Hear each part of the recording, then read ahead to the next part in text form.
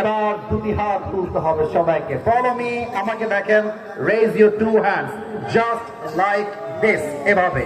এবার আমার দুই হাত দেখেন তো, মুষ্টিবদ্ধ করলাম আমি আমার হাত, মুষ্টিবদ্ধ। হাতটাকে মুষ্টিবদ্ধ করেন। হ্যাঁ তো মাশাআল্লাহ, ডান, মুষ্টিবদ্ধ হয়ে গেছে। আমি একটু শেখায় দেই। আমি বলবো লিল্লাহি তাকবীর, হাত নিচু হবে, আল্লাহু আকবার বলবেন, হাত উঁচু হবে। Let's make this performance together. সবাই মিলে আমরা ট্রাই করতে চাই। আজকে প্রমাণ হবে, মিডিয়ায় যাবে, ঠাকুরগাঁয়ের সন্তানরা কাপুরুষের বাচ্চা নয়, সব পীর পুরুষের বাচ্চাগুলো আমার সামনে বসে আছে। নারে তাকবীর, নারে তাকবীর। আল কোরআনের আলো ঘরে ঘরে নয়, সংসদে জালো। Let's repeat again. আল কোরআনের আলো,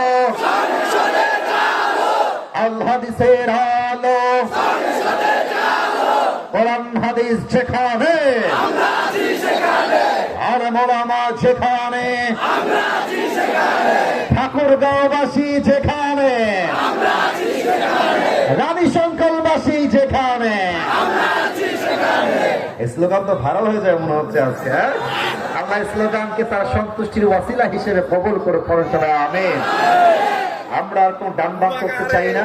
তাফসীর শুরু হবে, কেউ যদি উঠে যায় সে বউ পাবে না, আর তারপরেও যদি কেউ উঠে যায় তার লুঙ্গিটা টান দিয়ে ধরে বসায় দেওয়া লাগবে, তবে লুঙ্গি যেন খুলে না যায়। এই যে সোনামণি, নতুন নতুন ওখানে যাবা, ও আর এক বন্ধুর কাছে আছে, ওখানে বসে পড়ো। কেউ যদি চলে যায়, কেউ যায় নাই, ইভেন আমার বিশ্বাস রাত 1টা নয় 12টা নয়, ভোর রাত পর্যন্ত ঝরে, ভোর রাত পর্যন্ত মানুষ থাকবে এই মাহফিলে। আমি তেলাওয়াত করেছি যে আয়াত থেকে তার তাফসীর করব জাস্ট 30 সেকেন্ড পরে। আলোচনার একটা টাইটেল দিতে চাই শুরুতে, টাইটেল অফ দ্য লেকচার। আলোচনার টাইটেল বলছি, আজকের আলোচনার টাইটেল হচ্ছে কষ্টের ওষুধ। বাংলা পড়বেন না ভাই? এবার সবার পালা, আমি বলবো কষ্টের, আপনারা বলবেন ওষুধ। দেখা যাক ঠাকুরগাঁওবাসী আমাকে ভালোবাসে কিনা। আজ আলোচনার বিষয় কষ্টের। বাবারে বাবা, 80 ভাগ আসছে, আরো 20 ভাগ বাকি আছে, উত্তরটা আরো জোরে চাই। আজ তাফসীরের বিষয় কষ্টের। আলোচনা যে আজকে শুনবে, কসম করে বলছি, ওয়াল্লাহি আমার আল্লাহ আমাকে দেখছেন, আলোচনা যে বুঝবে, যে শুনবে, তার লাইফে আজকে কষ্ট বলতে, অভিযোগ বলতে, আঘাত বলতে, মন ভেঙে গেছে বলতে এমন কোন কষ্ট তার জীবনে আর বাকি থাকবে না। সুবহানাল্লাহ পড়ে সবাই আপনারা। আসুন আমরা কষ্টের ওষুধ নিয়ে কথা বলি। প্রথম আয়াত, সূরাতুল বাকারা 286 নম্বর আয়াত। আল্লাহ তাআলা বলছেন, আমি তেলাওয়াত করছি, আউযু বিল্লাহি মিনাশ শাইতানির রাজীম। لا يكلف الله نفسا إلا وسعها. Allah says in this ayah, Allah doesn't test anybody beyond their strength. Allah কখনো কোন বান্দাকে তার সাধ্যের বাহিরে কোন বোঝা চাপিয়ে দেয় না। আমি আবারও বলছি, বামে বললাম, এই বামের ভাইরা, this is the last warning for you. আমি যদি আর কোন সাউন্ড চাই, আমি মাইক ছেড়ে দিব। ভালোবেসে বললাম, তোমাদের পায়ে আমার হাত, এটা কইরো না। একটা তাফসীর করতে গেলে মনোমাইন্ড ফ্রেশ থাকতে হয়, ভাষা ইউজ করবো তো ফ্রেশ থাকতে হবে। ডানে চুপচাপ আছে, আপনার কোনো আওয়াজ চাই না। আমি আয়াতটা আবারও বলছি তর্জমা করার জন্য, লা ইউকাল্লিফুল্লাহু নাফসান ইল্লা উসআহা। Allah doesn't test anybody beyond their power, beyond their capacity, beyond their capability. আল্লাহ বলছে, আমি কখনো আমার বান্দাকে তার সাধ্যের বাহিরে বোঝা চাপিয়ে দেই না। ইট মিনস আপনার লাইফে যে কষ্ট আছে আপনি এই চ্যালেঞ্জকে অ্যাকসেপ্ট করতে পারবেন, তাই আল্লাহ আপনাকে এই কষ্ট দিয়েছেন। আপনি এই কষ্ট সামলাইতে পারবেন, তাই আল্লাহ আপনাকে এই কষ্ট দিয়েছেন। মাঝে মাঝে যুবকরা আমাকে বলে, হুজুর লাইফটাকে আর এনজয় করতে পারছি না, চারিদিকে হতাশা আর হতাশা, আমার মনে হয় আমি গলায় ফাঁসি দিয়ে মরে যাব। এই মেসেজ আমি আজকেও পেয়েছি। তাদের জন্য একটা কথা কোরআন থেকে বলতে চাই, বেটা ভয় পাওয়ার কারণ নেই, বুক চিরে দাঁড়িয়ে যাও, আল্লাহর ভরসায় সাহসটা বাড়াও, আল্লাহর নামে আগুন জ্বালাও বুকে, সত্যের পথে চলো, সাহস রাখো মুখে, থেমে গেলে চলবে না, রক্তে আগুন ধরাও, আল্লাহর সৈনিক তুমি, সেই পতাকা উড়াও। আরে আল্লাহ যখন পাশে, কিসের এত ভয়? তাওয়াক্কুল করো, কাছে আসবে বিজয়। আধারে ভয় পেও না, আলো আছে আড়ালে, অন্ধকার পালিয়ে যাবে তুমি উঠে দাঁড়ালে। আল্লামা ইকবাল, যিনি পাকিস্তানের একজন টপ ফেমাস উর্দু কবি, তার কথা যদি কেউ বোঝে তার গায়ের পশমগুলো অটোমেটিকলি দাঁড়িয়ে যায়, এত মারাত্মক তার কথা। আমি তার 8 লাইনের একটা উর্দু কবিতা বলতে চাই, just to make you realize what is the meaning of this আয়াত। এই আয়াতের অর্থ কি আমি সেটা বোঝাবার জন্য লাইনটা কোট করছি। আমরা বাংলা ভাষী মানুষ, তবু অনেক যুবক এখানে আছে যারা বাংলাও বোঝে, হিন্দি বোঝে, at the same time Urdu তারা বোঝে। কথা ঠিক আছে কিনা বলে? আমি আশা রাখবো বাংলা তর্জমা আমার করতেই হবে না, আপনারা আমার কবিতা শুনলেই বাংলা তর্জমা অটোমেটিক বুঝে যাবেন। আল্লামা ইকবাল লিখেছেন, अल्लाह कभी ऐसा बोझ बंदा पर नहीं डालता जो उससे संभाला ही ना जाए। तुम्हें बस टूटना नहीं है, क्योंकि तुम्हारी रब को तुम्हारी ताकत पर पूरा यकीन है। कभी तन्हा लगे तो याद रखना कि रब तुम्हारे करीब है, और ये भी याद रखना कि हर रात के बाद दिन की रोशनी जरूर निकलती है। बस सबर का दामन थाम के रखो, बस सबर का दामन थाम के रखो, यही तुम्हारी सबसे बड़ी ताकत है।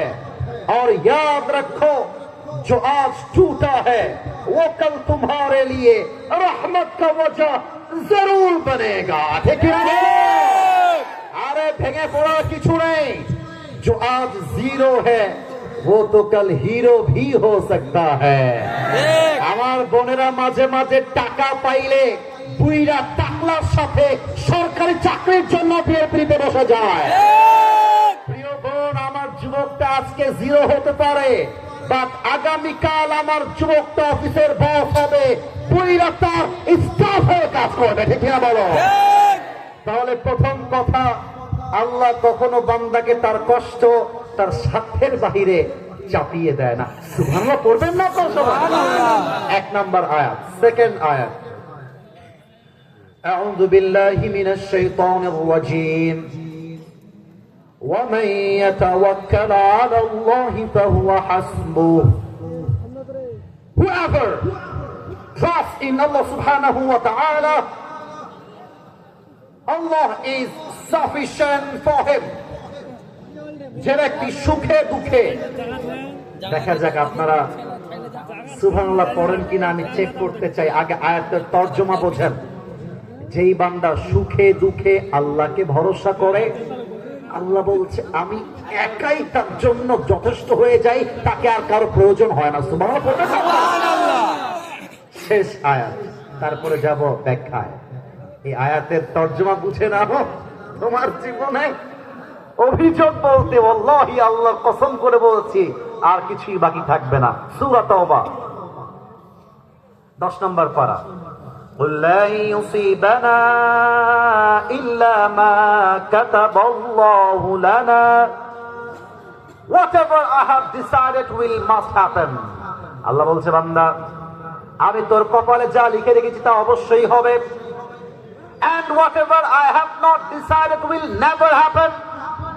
আমি যা লিখে রাখি নাই পুরো দুনিয়ার সমস্ত শক্তি মিলে চেষ্টা করলো তা তোকে কেউ দিতে পারবে না। পারতপক্ষে কপালে ভালো হোক খারাপ হোক যাই হোক না কেন এই তাকদীরের ফয়সালার মালিক হলো একজন। বলেন সবাই তিনি কে? কপালে আছে আসবে, কপালে নাই আসবে না। তাহলে মূল মেসেজ কি হইল? আরে ভাই আমার জীবনটা খারাপ যাচ্ছে না, এটা আমার লাইফে লেখা আছে, অতএব যা হবে হবে, প্যারা নাই, চিল। বলো কথা ঠিক আছে কিনা বলো। আল্লামা ইকবাল লিখেছেন जो नसीब में है वो कभी छिन नहीं सकता और जो नहीं है वो कभी मिल नहीं सकता, जो चला गया उस पर शुक्र आ जाएगा और जो आएगा उस पर सब्र आ जाएगा। रब की फैसले अकल से तोड़े नहीं जाते, ये दिल के यकीन से समझे जाते हैं। तुम कहते हो कि अगर बुरा वक्त आएगा तो मैं क्या करूंगा, और मैं तुम्हें कहता हूं खुदा पर यकीन रखो बुरा वक्त भी कभी नहीं आएगा। ঠিক না বলো? আপনি বলেন তো কপালে সবকিছু লিখে রেখেছে একজন, তিনি কে? এই হচ্ছে আমার তিনটা আয়াত। এবার আমি যাব তাফসীরে। এক ছাত্র নাকি ওগুলো কারা উঠছে? দুইজন। এই বাচ্চারা একজন উঠলে খবর আছে, বসায় দাও। ওয়াশরুমে গেলে 5 মিনিট পরে যাবা। Right now it's not allowed for you to go anywhere from this place, you just have to sit down your own place. কথা ঠিক আছে কিনা বলো? যেখানে আছো সেখানে থাকতে হবে। ঠাকুরগাঁওবাসী আবার কবে আসবো জানি না, বাট আজ এমন একটা ওয়াজ করতে চাই পুরো দেশে ওয়াজটা ঐতিহাসিক ওয়াজ হয়ে যাবে। ঠিক কিনা বলো? বলেন তো ঠাকুরগাঁওবাসী আমার নবীর পরিচয় টুকরা সবচেয়ে কাছের মেয়ে, ভালোবাসার মেয়ে, আদরের মেয়ে একজনই ছিল। মেয়েটার নাম কি? তোমরা বলতে ভয় পাও কেন রে বাবা? তোমরা আমার ভালোবাসার মানুষ। তার নাম ফাতেমা। তার নাম কি? আর একটা প্রশ্ন বাধা দেওয়ার জন্য বলছি না, বলেন তো ফাতেমার স্বামী তার নাম কি ছিল? এদিকে আওয়াজ জোরে এসেছে, এদিকে আওয়াজ নাই, সবাইকে বলতে হবে। বলেন তো ফাতেমার স্বামীর নাম কি? হযরত আলী। আলী রাদিয়াল্লাহু তাআলা আনহু। এবার এমন একটা প্রশ্ন করব যে প্রশ্ন বাচ্চা বাচ্চা উত্তর দিবে।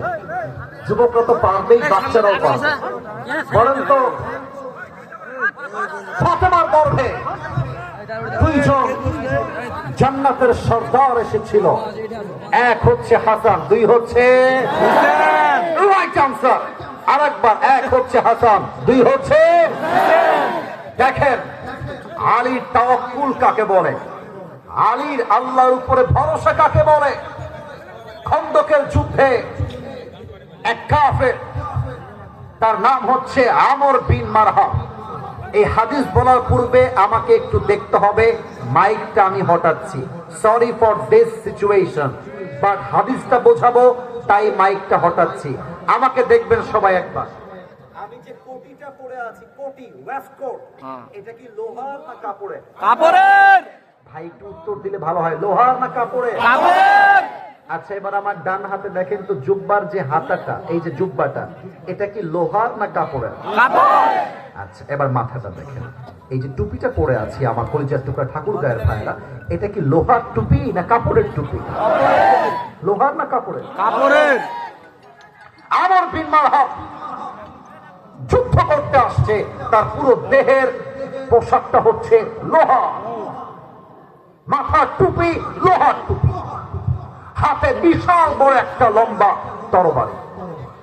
মদিনায় এসে বলছে, এই মুসলমানের বাচ্চারা, কার বুকে পাটা আছে শহীদ হবি, আয় আমার সামনে, আমার সঙ্গে যুদ্ধ কর, শহীদ হয়ে যাবি, সোজা জান্নাত পাবি। কে আছিস? বের হয়ে আয়। সাহাবা একরাম সবাই বের হয়ে গিয়েছে যুদ্ধের জন্য। যখন তাকায় দেখছে আমর বিন মারহাব দাঁড়িয়ে আছে, এবার কেউ সামনে যায় না, সবাই চুপচাপ দাঁড়িয়ে আছে। নবীজি বলছে, এই সাহাবা একরাম কে আছো, দাঁড়িয়ে যাও।